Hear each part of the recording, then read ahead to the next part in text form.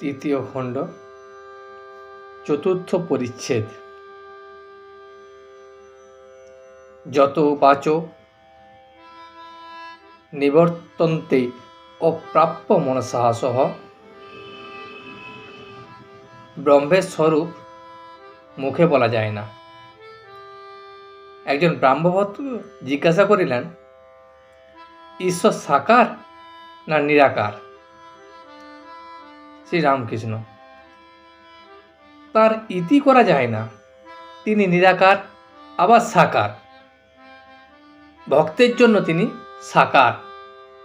যারা জ্ঞানী অর্থাৎ জগৎকে যাদের স্বপ্নবৎ মনে হয়েছে, তাদের পক্ষে তিনি নিরাকার। ভক্ত জানে আমি একটি জিনিস, জগৎ একটি জিনিস, তাই ভক্তের ঈশ্বর ব্যক্তি হয়ে দেখা দেন। জ্ঞানী যেমন বেদান্তবাদী কেবল নেতি নেতি বিচার করে। বিচার করে জ্ঞানীর বোধে বোধ হয় যে আমি মিথ্যা, জগৎও মিথ্যা, স্বপ্নবৎ। জ্ঞানী ব্রহ্মকে বোধে বোধ করে। তিনি যে কি মুখে বলতে পারে না। কিরকম জানো? যেন সচ্চিদানন্দ সমুদ্র, কুল কিনারা নাই, ভক্তি হিমে স্থানে স্থানে জল বরফ হয়ে যায়,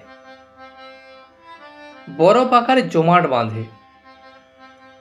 অর্থাৎ ভক্তের কাছে তিনি ব্যক্তভাবে কখনো কখনো সাকার রূপ ধরে থাকেন। জ্ঞান সূর্য উঠলে সে বরফ গলে যায়।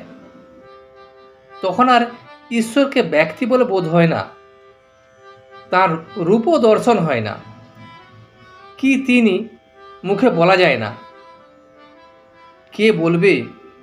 যিনি বলবেন তিনিই নাই। তার আমি আর খুঁজে পান না। বিচার করতে করতে আমিটা আমি আর কিছুই থাকে না। পেঁয়াজের প্রথমে লাল খোসা তুমি ছাড়ালে, তারপর সাদা পুরু খোসা। এইবার এইরূপ বরাবর ছাড়াতে ছাড়াতে ভিতরে কিছু খুঁজে পাওয়া যায় না। যেখানে নিজের আমি খুঁজে পাওয়া যায় না, আর খুঁজেই বা কে? সেখানে ব্রহ্মের স্বরূপ বোধে বোধ কীরূপে হয় সে কথা কে বলবে? একটা নুনের পুতুল সমুদ্র মাপতে গিয়েছিল। সমুদ্রে যাই নেমেছে, অমনি গলে মিশে গেল। তখন খবর কে দিবে? পূর্ণ জ্ঞানের লক্ষণ। পূর্ণ জ্ঞান হলে মানুষ চুপ হয়ে যায়। তখন আমিরূপ নুনের পুতুল সচ্চিদানন্দরূপ সাগরে গলে এক হয়ে যায়। আর একটুও ভেদ বুদ্ধি থাকে না। বিচার করে যতক্ষণ না শেষ হয়, লোকে ফড়ফড় করে তর্ক করে। শেষ হলে চুপ হয়ে যায়। কলসি পূর্ণ হলে, কলসির জল পুকুরের জল এক হলে আর শব্দ থাকে না। যতক্ষণ না কলসি পূর্ণ হয় ততক্ষণ শব্দ। আগেকার লোকে বলতো, কালা পানিতে জাহাজ গেলে ফেরে না। আমি কিন্তু যাই না। আমি মোলে ঘুচিবে জঞ্জাল। হাজার হাজার বিচার করো, আমি যাই না।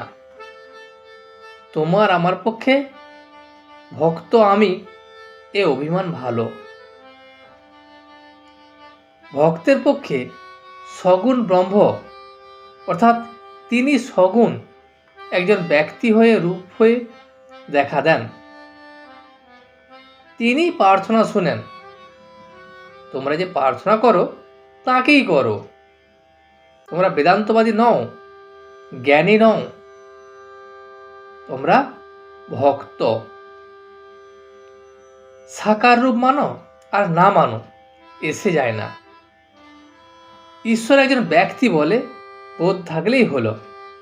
যে ব্যক্তি প্রার্থনা শোনেন, সৃষ্টি স্থিতি প্রলয় করেন, যে ব্যক্তি অনন্ত শক্তি, ভক্তিপতি তাকে সহজে পাওয়া যায়। আজ এই পর্যন্তই। ভিডিওটি শেষ পর্যন্ত দেখার জন্য আপনাকে অসংখ্য ধন্যবাদ। ভিডিওটি যদি আপনার ভালো লেগে থাকে তাহলে একটা লাইক, কমেন্ট এবং বন্ধুর সাথে শেয়ার করে দেবেন। সাবস্ক্রাইব করে পাশে থাকা বেল আইকনটি বাজিয়ে দেবেন, যাতে আপনাদের নতুন ভিডিওগুলি সর্বপ্রথম আপনার কাছে পৌঁছে যায়। জয় শ্রী রামকৃষ্ণ, জয় শ্রী রামকৃষ্ণ, জয় শ্রী রামকৃষ্ণ।